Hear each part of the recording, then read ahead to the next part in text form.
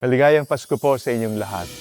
Ang tradisyon nating mga Katoliko na manger, crib, creche ay mula sa ating minamahal na patron, San Francisco ng Assisi.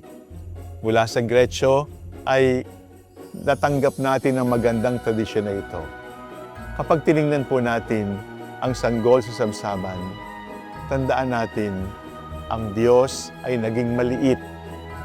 Ang Diyos ay nagpakaliit upang ituro sa atin na ang kadakilaan ng pagiging maliit.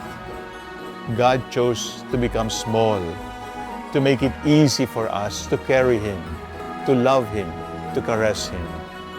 God chose to become small in order to show us the greatness of being little, the greatness of being small. But do not forget that the baby in the crib and the man on the cross are one and the same God who loves you. He loved you from the crib. He loved you from the cross. And He loved you from the empty tomb. And He continues to love us up to this day. Sana, araw-araw Paskong lagi. Maligayang Pasko sa inyong lahat.